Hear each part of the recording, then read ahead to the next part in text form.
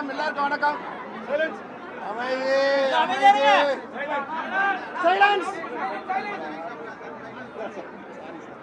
எல்லாருக்கும் வணக்கம். இன்னைக்கு 34 வருஷம் கழிச்சு இன்னைக்கு கேப்டன் பிரபாகரன் வந்து இன்னைக்கு வந்து ரிலீஸ் ஆயிருக்கு, ரீரிலீஸ் பண்ணியிருக்கோம். தமிழ்நாடு முழுக்க மக்கள் வந்து மிகுந்த ஆரவாரத்தோட இன்னைக்கு ரிலீஸ் ஆகிற படம் மாதிரி இதுக்கு வந்து மிகப்பெரிய ஆரவாரம் கொடுக்குறாங்க. அது மட்டும் இல்லாமல் நாங்கள் எல்லோரும் உட்காந்து படம் தேட்டரில் பார்த்தோம். அன்னைக்கு எவ்வளோ கிளாப் பண்ணாங்களோ அதே மாதிரி தான் இன்றைக்கும் கிளாப் பண்ணுறாங்க. அன்னைக்கு எந்த வசனத்துக்கு கிளாப் பண்ணாங்களோ அதே போல் இன்றைக்கி வசனத்துக்கு கிளாப் பண்ணுறாங்க. விஜயகாந்த் சார் வந்து அந்த போலீஸ் ஸ்டேஷன் ஃபைட்டில் பேக் ஷாட்டில் போய் அன்றைக்கெலாம் எப்படி கை தட்டாங்களோ சேம் ஷாட் தான் இன்றைக்கி கை தட்டுறாங்க. அந்த படம் ரிலீஸ் ஆகும்போது பிறக்காதவங்களாம் இன்றைக்கி படம் பார்த்துட்டு அந்த குழந்தைங்களாம் இன்றைக்கி கை தட்டும்போது எனக்கு ரொம்ப சந்தோஷமாக இருக்குது. ஆனால் சார் இல்லைங்கிற ஒரு கவலை இருக்குது.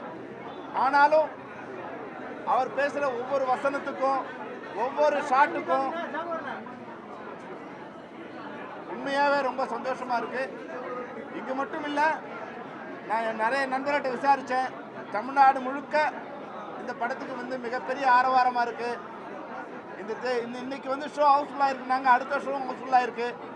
அதாவது வந்து படத்துக்கு ஓப்பனிங்கே இல்லாமல் இருக்கிற இந்த காலகட்டத்தில் 35 வருஷம் கழித்து இந்த படம் ரிலீஸ் பண்ணால் கூட இந்த ஷோ ஹவுஸ்ஃபுல்லாக இருக்குது. எல்லா இடங்களுமே மிகப்பெரிய ஆரவாரத்தோடு மக்கள் வரவேற்கிறாங்க.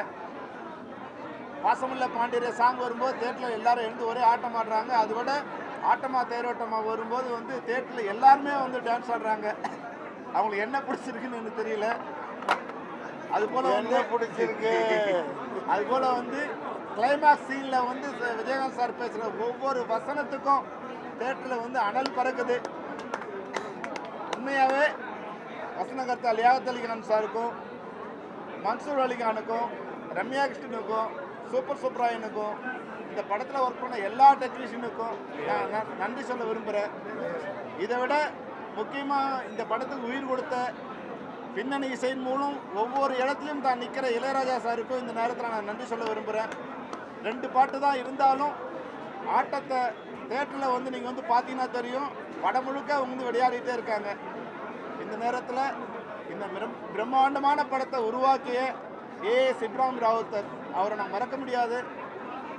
ஒரு காட்சிக்கும் வந்து எனக்கு 500 பேர் வேணும், 1000 பேர் வேணும், 100 குதிரை வேணும், 60 குதிரை வேணும், ஃபைட்டர்ஸ் வேணும்னு சொல்லும்போது எதுக்குமே சலிக்காமல் வந்து படம் முடிகிற வரைக்கும் வந்து எனக்கு ஒரு பெரிய தூணாக இருந்தார். ஏஎஸ் இப்ராஹிம் ராவுத்தரும் கேப்டன் விஜயகாந்த் சார் இல்லைன்னா இந்த படத்தை நான் உருவாக்கியிருக்க முடியாது. ஒருவேளை அவங்க 2 பேர் இருந்திருந்தாங்கன்னா இன்றைக்கி கமலா தட்டில் லெஃப்ட்டும் ரைட்டுமா அவங்க இருந்திருப்பாங்க.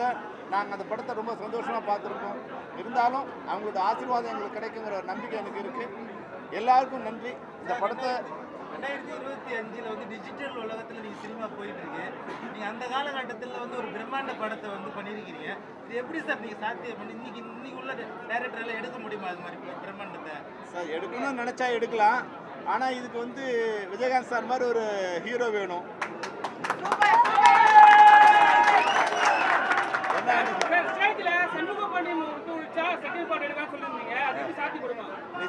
நிச்சயமா போடும். ஏன்னா வந்து நான் படம் பார்த்தேன், சமூக மாட்டின் படம் பார்த்தேன். விஜயகாந்த் சாருக்கு 1 இன்ச்சும் குறையாம ஏறி அடிக்கிறாரு அவர் வந்து. ஆமா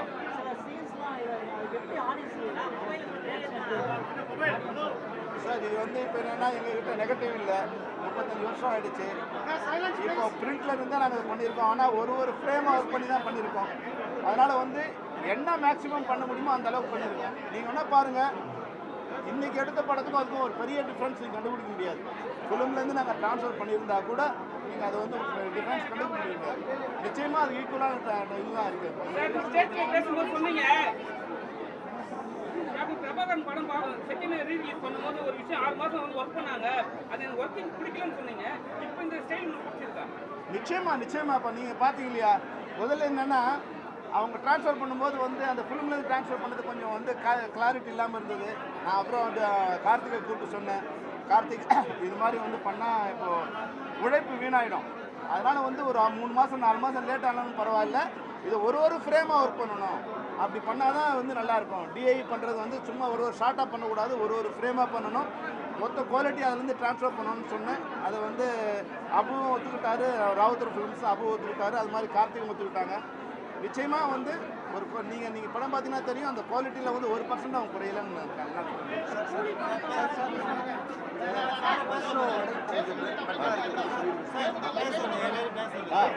சார். நிச்சயமாக உங்கள் எல்லாரோட ஆதரவோட, மக்களோட ஆதரவோட,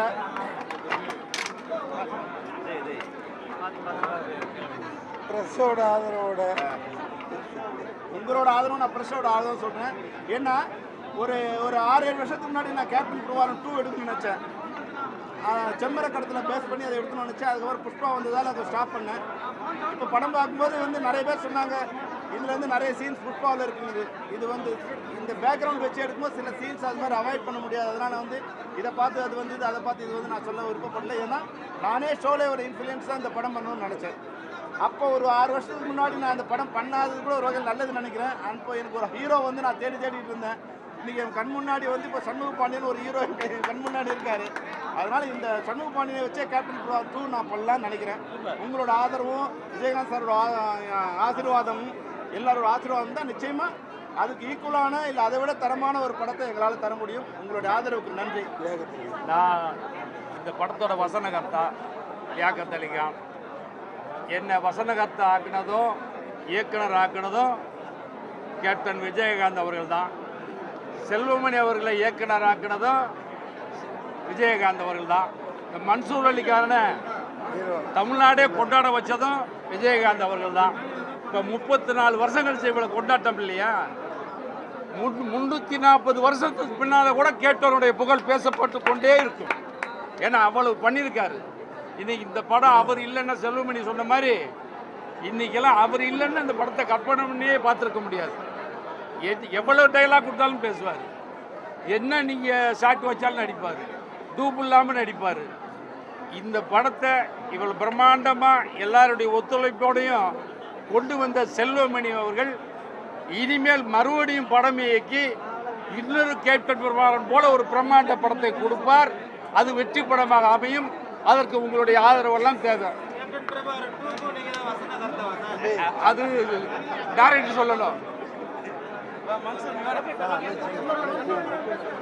நிச்சயமாக கேப்டன் பிரபாகரன் 2க்கும் லியாக்கத் அலி கான் தான் வசனம் எழுதுவார். நான் சொல்கிறேன். ஏன்னா முதுகெலும்பு தண்டில் ஒரு மின்சாரம் பாய்ச்சுற மாதிரி ஒரு இந்திய வரலாற்றில், திரைப்பட வரலாற்றிலேயே ஒரு வில்லன் எல்லாத்தையும் போட்டு தள்ளின பிறகு 30 நிமிஷம் கோர்ட்டில் வசனங்கள் பேசப்பட்டு ஒவ்வொன்றுக்கும் கைத்தட்டல், அதுவும் ஒரு தீர்க்க தரிசனமாக பல காட்சிகளை இவர் எத்தனை ரூம் போட்டு யோசிச்சாரோ தெரியல. இப்போ நடந்துட்டு இருக்கிறது அப்படியே நடக்குது. இயக்குனர் ஐயா டைரக்டர் ஆர்.கே. செல்வமணி அவர்கள் மிக மிக தீர்க்க தரிசனமாக, அன்னைக்கு வீரப்பனார் நான் கண்ணில் பார்த்ததில்லை, எப்படி இருப்பார் கருப்பா சிவப்பான்னு தெரியாது. ஆனால் 2 வருஷம் கழித்து இண்டுவில் வேலை செஞ்ச ஒரு பையன் வந்தான். அது எப்படி என்ன சாகடிக்கிற மாதிரி காட்டலாம், நான் தான் பிரபாகரனை சாவடிக்கிற மாதிரி காட்டணும் அப்படின்னு சொல்லி மிரட்டி விட்டுருந்தார் வீரப்பனார். அவர் ஒரு கதாநாயகனாக மக்கள் மத்தியில் வாழ்ந்துட்டு இருந்தது தான் இந்த படம் வெற்றிக்கு மிக மிக முக்கிய காரணம். மிக மிக முக்கிய காரணம் சினிமா ரசிகர்கள், தமிழக மக்கள், கேப்டனின் அன்பும் மக்கள் ஆதரவும் தான் இந்த நிமிஷம் வரைக்கும் இவ்வளோ பெரிய கூட்டத்தை கூட்டி இன்னமும் பார்க்க வச்சுக்கிட்டு இருக்கு. அதுக்காக அந்த மக்களுக்கு நான் மிக மிக தமிழக மக்களுக்கும் தென்னிந்திய மக்களுக்கும் நான் ரொம்ப கடன்பட்டிருக்கேன். இளையராஜா அவர்களின் இசை தான் என் பாத்திரத்தை காப்பாற்றினது. ஒவ்வொரு இடத்துலையும் பின்னணி அப்படி நான் வரையில் அவர் கொடுக்குற வாழ்க்கையில் மறக்கவே முடியாது. இப்படி ஒவ்வொன்றா நன்றி சொன்னோம். சரத்குமார் சார், ரம்யா கிருஷ்ணன் அவர்கள். நான் இதில் சாதாரணமாக தான் நடிக்க இருந்தேன். ஆனால் அண்ணன் டைரக்டர் சார் சுழுக்கெடுத்து வசன உச்சரிப்பெல்லாம் எனக்கு இப்படி வேணும்னு சொல்லி கொடுத்து என்னை செதுக்கினது ஆர்.கே. செல்வமணி சார்.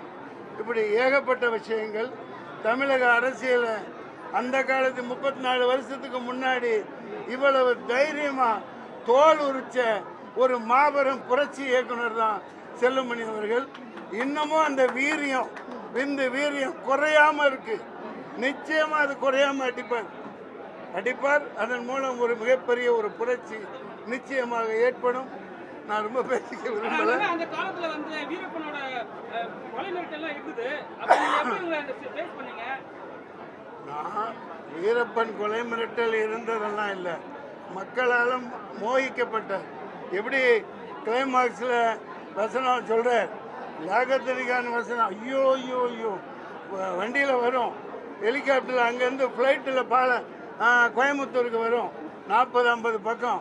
அவர் மல்லியம்பட்டி அம்பாசிடர் கார் எடுத்துக்கிட்டு கோயம்புத்தூர் வந்து அங்கேருந்து பாலக்காடு கொண்டாந்து அங்கேருந்து சாலக்குடிக்கு ஜீப் வழியாக அந்த அது என்ன இது மாரத்தான் என்ன ரேஸ் அது மாரத்தான் இல்லை, கையில் பிடிச்சி வாங்கிட்டு போவாங்களே ரிலே அந்த மாதிரி வசனம் வந்து சேர மாலை 5 மணி ஆகும். கூப்பிட்றேன் மனுஷன் எங்கேயாவது குதிரை கடியில் உட்காந்து புல்லு கடிச்சிட்டு இருப்பேன், என்னை கூப்பிட்டு பேச வைப்பாங்க. அப்படி ஒரு வசனம். நீங்கள் கேட்டது அதான் வீரப்பன்.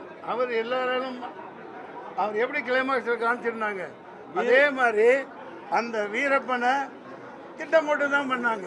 அவன் நிச்சயமாக சாகடிச்சிருக்க முடியாது. திட்டம் போட்டு அதே மாதிரி பயனடைந்தவர்கள் பேர் சொல்லிடக்கூடாதுங்கிறதுக்காக கொல்லப்பட்டவர் தான் இன்றைக்கும் அந்த வீரப்பன் மக்கள் மனதில் வாழ்ந்து கொண்டிருக்கிறான். கதாபாத்திரமாக அல்ல, உண்மையாக வாழ்ந்து கொண்டிருக்கிறான். அவன் இருந்த வரைக்கும் காடு நல்லா இருந்துச்சு, தண்ணியெல்லாம் வந்துக்கிட்டு இருந்துச்சு, எவனும் டேம் கட்டுறதை பற்றி யோசிக்க மாட்டான். இப்போ மறுபடியும் ஒரு வீரப்பன் பிறப்பான், வருவேன். நன்றி. அம்மா போதும் அம்மா வேணும். பார்ட் 2ல உங்களுக்கு இருக்கு, வாங்க. எல்லாருக்கும் வணக்கம். நிஜமாவே இந்த படம் பார்க்கும்போது ரொம்ப ஆச்சரியமாக இருந்தது. அதாவது ட்ரோன், ஹெச்டி, அந்த கம்ப்யூட்டர் கிராஃபிக்ஸ் இதெல்லாம் இருக்கிற டைமில் இந்த அளவுக்கு பிரம்மாண்டமாக ஒரு படம். இப்போ மறுபடியும் ஆர்கேஎஸ் பண்ண போகிறதா கேள்விப்பட்டேன். தயவு செஞ்சு லேட்டஸ்ட் டெக்னாலஜிக்கு போகாமல் ஒரிஜினலாக இப்படியே ராவா எடுங்க.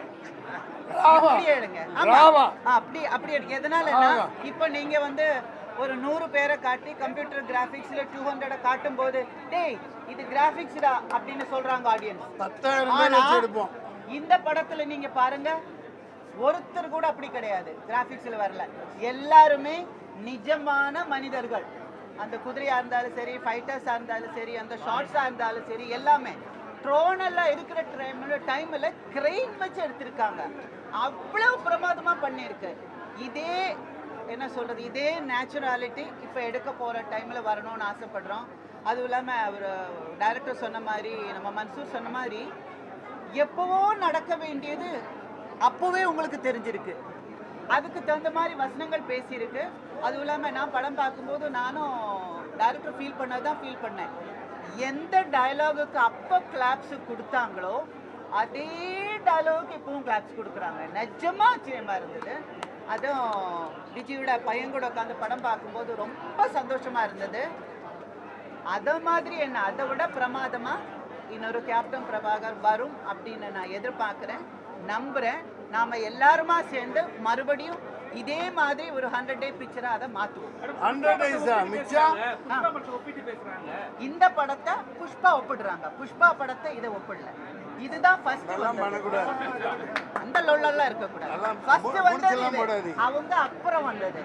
இத பார்த்து அவங்க பண்ணாங்க, அவங்கள பார்த்து இவங்க பண்ணாங்க. கம்பேர்லாம் பண்ண வைக்காதீங்க ப்ரோ. முடிச்செல்லாம் போடாதீங்க ப்ரோ. அவர் அந்த இடத்துல தேங்க் யூ. குட். கம் ஸ்கிரீன்ல அப்பாவை பாத்துக்கிறீங்க ரொம்ப நாளுக்கு அப்புறம், எப்படி இருக்கீங்க? கல்வியார கலைஞர் பாத்தியா? எப்போ பார்த்தீங்க? நான் இந்த படம் எடுக்கும் போது நான் பிறக்கல, அண்ணன் தான் பிறந்திருந்தாங்க. நான் அந்த படம் வந்து வீட்டில் டிவியில் தான் பார்த்துருக்கேன். ஃபஸ்ட் டைம் தியேட்டரில் பார்க்குறது எனக்கு ரொம்ப ரொம்ப சந்தோஷமாக இருந்துச்சு. அப்பாவை ரொம்ப அழகாக காமிச்சிருக்கீங்க சார். ஹலோ, அவர் உண்மையிலேயே அழகுப்பா. இல்லை கரெக்டு, பட் நான் எங்கள் அப்பாவை வந்து வீட்டில் பார்த்த விதம் வேறு, பட் சினிமாவில் பார்த்த விதம் கண்டிப்பாக வேறு. ரொம்ப சூப்பராக இருந்துச்சு படம். எல்லாரும் சொன்ன மாதிரி அந்த டயலாக்ஸ் எல்லாமே ரொம்ப கேப்டனோட டயலாக் டெலிவரி யாருமே பேச முடியாதுங்க ஐயா. டயலாக் டெலிவரி, மாடுலேஷன் எல்லாருமே வந்து அந்த ஓப்பனிங் ஃபைட்டை ரொம்ப என்ஜாய் பண்ணி இப்போவும் பார்க்குறாங்க. இப்போ இருக்க 2K கிட்ஸாக இருக்கட்டும், அப்போ இருந்த 90s இருக்கட்டும், எல்லாருமே இன்னமும் இந்த படத்தை ரொம்ப என்ஜாய் பண்ணி பார்க்குறாங்க. டைலாக்ஸாக இருக்கட்டும், சாங்ஸாக இருக்கட்டும், ஃபைட்டாக இருக்கட்டும், ரொம்ப நல்லா பண்ணியிருக்காரு சார். நான் இந்த படத்தை 90s எடுத்தாங்கன்னு சொன்னால் நம்பவே முடியாது. ஏன்னா அப்போவே வந்து இவ்வளோ டெக்னாலஜி, இவ்வளோ கிறிஸ்பாக, இவ்வளோ ஷார்ப்பாக எடுத்திருக்காரு. இப்போ இந்த படம் பார்த்தா கூட போர் அடிக்கல.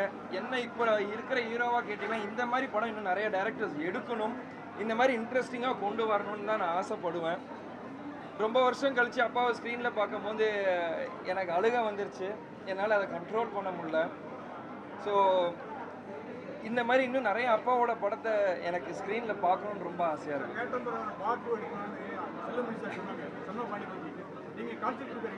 நான் எல்லாம் ரெடி சார். சார் ஓகேன்ட்டாரு, நானும் ஓகே தான் சார், அவ்வளோதான். சார் எப்பவுமே வந்து சார் வந்து கேப்டன் சொல்லுவாங்க. நேற்று வந்து ஒரு பெரிய விஜய் சார் என்ன சொல்றாரு, அண்ணான்ட்டாரு. அது எப்படி நீங்க பாக்குறீங்க? எனக்கு பின்னால அவங்க பேசாம இருக்குது அண்ணா மதுரையில. விஜய் அண்ணனுக்கு வந்து அப்பா வந்து அண்ணன், ஸோ அவர் வந்து அண்ணான்னு கூப்பிடுறாரு, அவ்வளோதான். இதில் ஒன்றும் பெருசாக நம்ம பார்க்கறதுக்கு ஒன்றும் இல்லை. அப்பா வந்து விஜய் சார் சின்ன வயசுல இருந்து பார்த்துருக்காரு, அதனால விஜய் அண்ணன் வந்து அப்பாவை அண்ணன் கூப்பிட்டு பழகிருக்காரு, அதனால அண்ணன் சொல்லிட்டாங்க, அவ்வளோதான். இல்ல விஜய் சார் ரசிகர்லாம் வந்து எங்களெல்லாம் வந்து கவர்ந்து இழுக்கிறாருன்னு சொல்லிட்டு ஒரு விஷயம் போயிட்டு இருக்கு. புரியல. எங்களெல்லாம் கவர்ந்து இழுக்குன்னு சொல்லிட்டு போயிட்டு இருக்கு. விஜய் சார் வந்து விஜயகாந்த் ஃபேன்ஸை வந்து கவர்ந்து இழுக்கிறாருன்னு சொல்லிட்டு போயிட்டு இருக்கு. அதை எப்படி பாக்குறீங்க? மாத்தாதப்பா, இந்த படத்தை பத்தி பேசுப்பா. அப்பா வந்து எல்லாரும் மக்கள் சொத்து.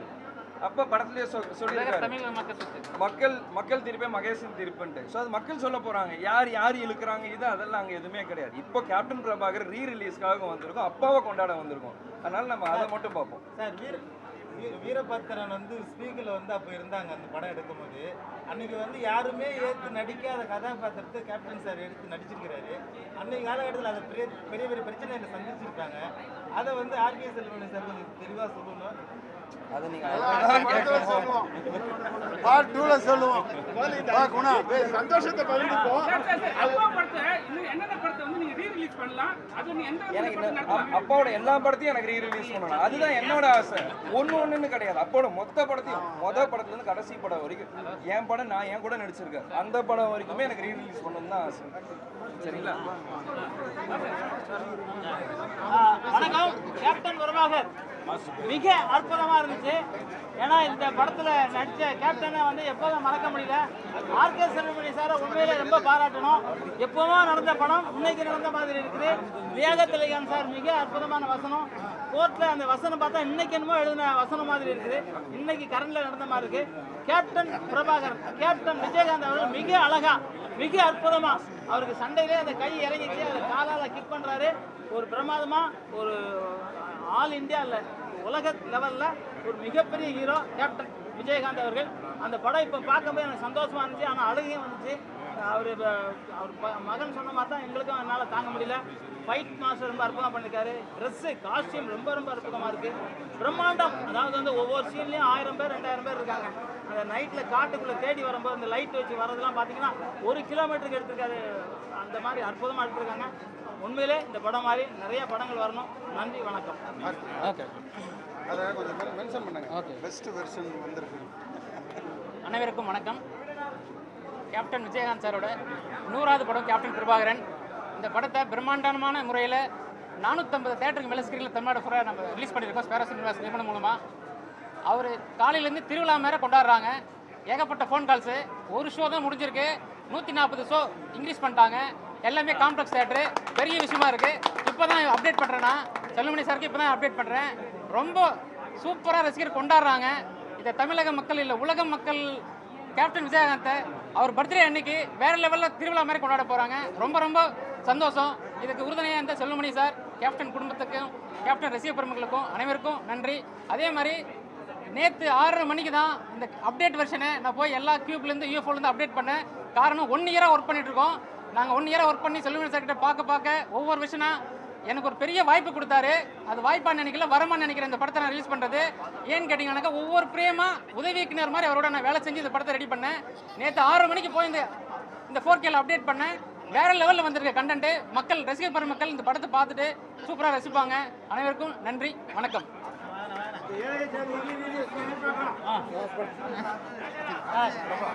சார் நீங்கள் போயிருங்க சார்.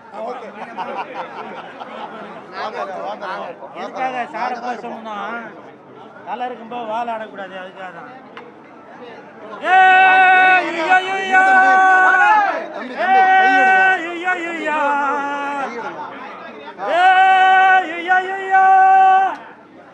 நேற்றில் எனக்கு தெரிஞ்சு ரஜினி சார் படம் அதில் தான் வந்து அந்த சாங்கை வந்து மறுபடியும் ரிப்பீட் போடுவாங்க. இந்த படத்தில் கேப்டன் பிரபாகரன் படத்தில் அந்த சாங்கை 3 தடவை திருப்பி போட்டாங்க. அது பார்க்கும்போது அவ்வளோ சந்தோஷம். நான் இன்னும் கொஞ்சம் சின்ன பையனாக இருந்தாக்க நான் போய் ஸ்க்ரீன் மேலே போய் ஆடி இருப்பேன். உய்யா உய்யா உய்யா உய்யா உய்யா அப்படின்னு.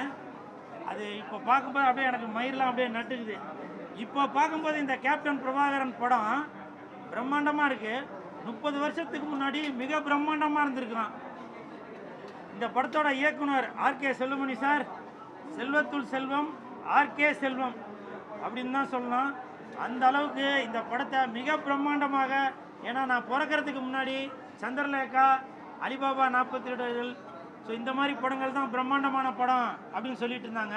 ஆனால் நான் பிறந்ததுக்கப்புறம் 91ல் இந்த படம் தான் மிக பிரம்மாண்டமான படம் அப்படின்னு சொல்லி நான் பேப்பரில் நியூஸ்லலாம் வந்ததை பார்த்தேன். ஸோ இந்த ஹோல் டீமுக்கும் மனமார்ந்த வாழ்த்துக்கள். அதே மாதிரி கேப்டன் நான் உங்கள் கூட மரியாதை படத்தில் நடித்தேன், ஒரு சீன் தான் நடித்தேன். இப்போ வரைக்கும் அந்த சீனு ஃபேஸ்புக்கில், இன்ஸ்டாகிராமில் அப்படியே வந்துகிட்டே இருக்குது. சமீபத்தில் உங்களுடைய மகன் சண்முக பாண்டியன் நடித்த படத்தில் கூட ஓப்பனிங்கில் படைத்தலைவன் ஓப்பனிங்கில் நீங்கள் வந்து சாப்பாட்டுக்காக நான் கஷ்டப்பட்டேன், யாருமே இனிமேல் சாப்பாட்டுக்கு கஷ்டப்படக்கூடாது அப்படின்னு சொல்லி உங்களை பற்றி ஒரு 2 வரிகள் போடுவாங்க. அதில் கூட அந்த மரியாதை படத்தில் வர வரிகள் அதில் அந்த சீன் அதில் போட்டு காட்டியிருக்கீங்க. கேப்டன், நீங்கள் மறைந்தாலும் இன்றும் பலரது மனதில் இருந்து கொண்டு தான் இருக்கீங்க. எந்த ஒரு நடிகருக்குமே கிடைக்காத பாக்கியம் அவருடைய 100வது படம், கேப்டனோட 100வது படம் ஓடி இருக்கு. இது வரைக்கும் எந்த நடிகருக்குமே 100வது படம் ஓடினதில்லை. அப்படி பெருமைக்குரிய நடிகர் நீங்கள். மன்சூர் அலிகான் அண்ணன் பெறவாகரா அப்படின்றாரு. அப்போது அந்த 91ல் பார்த்தவங்களுக்கெல்லாம் இந்த நடிகரப்பா ஐயோ படுபாவி வந்துட்டானா அப்படின்னு சொல்லி அவரை பார்த்து பயப்படுவாங்களாம். இப்போது நானும் அவரும் நண்பர்களாக இருக்கிறதுனால எனக்கு அவரை பார்த்து பயம் இல்லை. ஆனால் அப்போது எல்லாரும் அவ்வளோ பயந்துருக்காங்க. அவரை ஓப்பனிங் ஷாட்டு காட்டும் போதே முகத்தில் ரத்தம் தெரிக்குது. அப்படி கேப்டன்னால் வாழ்ந்தவங்க, இன்னமும் வளர்ந்துட்டு இருக்கவங்க நிறையா பேர். கேப்டன், உங்களுடைய புகழ் எப்பவுமே வளர்ந்து கொண்டே தான் இருக்கும். நீங்கள் விட்டு சென்ற பாதை பல பேர் அதை தொடர்ந்துக்கிட்டே தான் இருப்பாங்க. அதே மாதிரி அதில் நடித்த நடிகர்கள் Ramya Krishnan madam, Livingston sir, so அவங்க அந்த மூத்த கலைஞர்கள் கூட நானும் இப்போ நடிக்கக்கூடிய சூழ்நிலை எனக்கு அமைஞ்சிருக்கு அப்படின்னாக்கா அது எனக்கு வந்து ஒரு பெரிய பாக்கியமாக தான் நான் நினைக்கிறேன். அதே மாதிரி இப்போ கேப்டன் அவர்கள் விட்டு சென்ற பாதை பல பேர் பின்தொடர்ந்துட்டு வராங்க. அதில் ஒருத்தர் தான் லெஜண்ட் சரவணன் அவர்கள். சிரிக்காதா, சிந்திக்கணும், புரியுதா? சிந்திக்கணும். இன்னைக்கு கேப்டன் சொல்லி கொடுத்த பாதையை பல பேர் பயன்படுத்தி இன்னைக்கு அவங்க முன்னுக்கு வந்துட்டு இருக்காங்க. அந்த மாதிரி நான் சமீபத்தில் லெஜண்ட் அவர்களை சந்திக்கக்கூடிய சூழ்நிலை அமைஞ்சுது. அப்போ நான் அவரை பார்க்குறப்போ அப்படியே எனக்கு அவர் மாதிரி கண் கலங்கிருச்சுங்க. அவரை பார்க்க வரவங்க சாப்பிட்டுட்டு தான் போகணும் அப்படின்னு ஒரு கட்டளை வைக்கிறாரு. அவர் கூட இருக்க பவுன்சர்ஸ் கண்டிப்பாக நீங்கள் சாப்பிட்டு தாங்க போகணும் அப்படின்னு சொல்கிறாரு. இது வந்து கேப்டனோட வீட்டுக்கு போனாக்க அவர் சாப்பிட சொல்லிட்டு தான் அனுப்புவாராம். நான் அது கேள்விப்பட்டிருக்கேன். அந்த வரிசையில் கேப்டன், ஆமாம் சாப்பிட்டேன், எல்லாமே சாப்பிட்டேன், பறக்கிறது, தாவுறது, குதிக்கிறது எல்லாமே நான் தான் சொல்றேன். அந்த கேப்டன் அதே நானே சொல்லிடுறேன் சார், கேளுங்க. காரணம் என்னன்னாக்கா எம்ஜிஆர் ஐயா அவர்கள் எப்பவுமே அவரோட வீட்டுக்கு போனாக்கா சாப்பிட்டுட்டு தான் போகணும் அப்படின்னு சொல்லுவாராம். அதன் பிறகு கருப்பு எம்ஜிஆர் என்று அழைக்கப்படும் கேப்டன் அவர்களும் அவங்க வீட்டுக்கு போனாக்க சாப்பிட்டுட்டு தான் போகணும்னு சொல்லுவாங்க. அதன் பிறகு நான் பார்த்த மனிதர் என்றால், ஒரு மனிதநேயம் உள்ள ஒரு மனிதர் என்றால், நடிகரையும் தாண்டி, தயாரிப்பாளரையும் தாண்டி, இன்னைக்கு தொழிலதிபரையும் தாண்டி ஒரு முக்கியமான இடத்துல மனிதாபிமானத்தோட இருக்காருன்னா அது லெஜண்ட் சரவணன் அவர்கள் தான். இன்னும் ஒரு வருஷத்துல அதுதான் என் வீட்டுக்கு வந்தா கூட நான் சாப்பிட்டு தான் போக சொல்லுவேன், புரியுதுங்களா? என் வீட்டுக்கு வந்தா கூட நான் சாப்பிட்டு தான் போக சொல்லுவேன். ஆனால் இவரே 100 பேர் வந்தாலும் சாப்பிட்டுட்டு போங்க அப்படின்னு சொல்லி ஒரு மனிதநேயத்தோட இருக்கிறாரு. அந்த ஒரு மனிதனை இப்ப கூட நீங்க நினைக்கலாம் ஏதோ இவர் சரவணா ஸ்டோர்ல போனாங்க ஏதோ கட்ட போய் கொடுப்பாங்க போல, அதுக்காக வந்து பேசிட்டு இருக்காரு போல. உண்மையை சொல்றாங்க, நான் பல இயக்குநர்களுக்கு பல தயாரிப்பாளர்களுக்கு நான் சப்போர்ட் பண்ணிட்டு இருக்கேன். நிறைய பேருக்கு நன்றியா இல்ல, இப்ப சொல்றேன், கருப்பு எம்ஜிஆர் நமது கேப்டன் அவர்களுக்கு பிறகு இன்றும் வாழ்ந்து கொண்டிருக்கும் இந்த சரவணன் அவர்கள் தான் இன்னும் ஒரு வருஷத்துல பாருங்க மிகப்பெரிய ஒரு மனிதனாக இந்த லெஜண்ட் அவர்கள் வருவாங்க. வரலன்னா பாருங்க. என்ன சார் கேட்டீங்க? ஆமா, இவர் சிகப்பு எம்ஜிஆர் கருப்பு எம்ஜிஆர் இரண்டும் கலந்ததுதான் இந்த லெஜண்ட் சரவணன் அவர்கள். இதெல்லாம் பண்ணுவோம்ல, கரெக்டாக பேசுறீங்க.